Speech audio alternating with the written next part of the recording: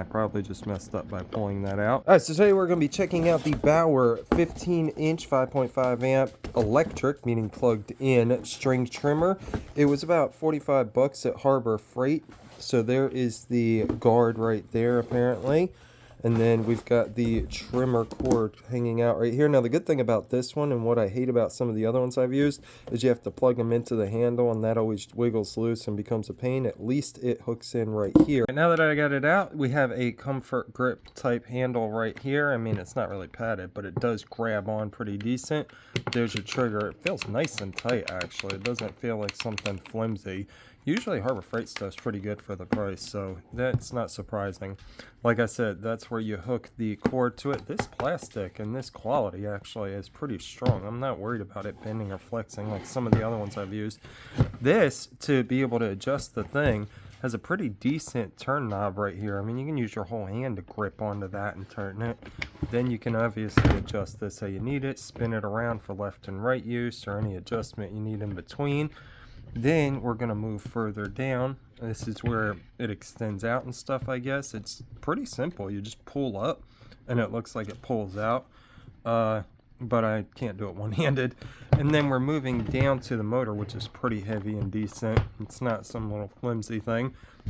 It only weighs like 6 pounds, 5-point-something pounds. But this is a flip-down guard, so this way you don't actually hit things by going right up on them. You can flip this down and it keeps it a good distance away, so you can just let the string come out. If you push this button right here, it'll actually turn the trimmer head. It can go from 90 degrees back to the normal position and multiple stops in between. Also over here, this is the extension pole part where it pulls in and out.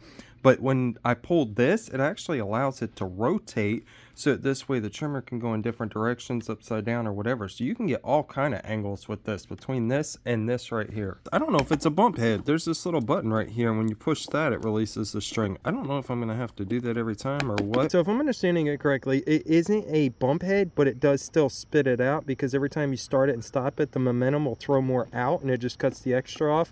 But this is a manual feed. So putting the guard on wasn't too bad. Now there are some places where it pushes in and locks in, so make sure you push it all the way in before you try to get that screw in. It'll hold itself, but you still want to put that screw in to make sure that it doesn't come back out on you. And then let's see how the trimmer head goes. There are 2 clips right here to pull out, and then we can pull this piece out. It is pre-loaded with string, and I probably just messed up by pulling that out.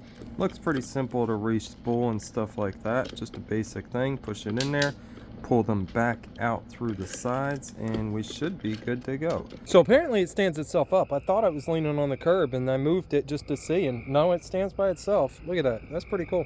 So I'm gonna go cut the grass, see how it turns out, give you guys an update, and then I'll do a full video on it after I get some stuff cleaned up.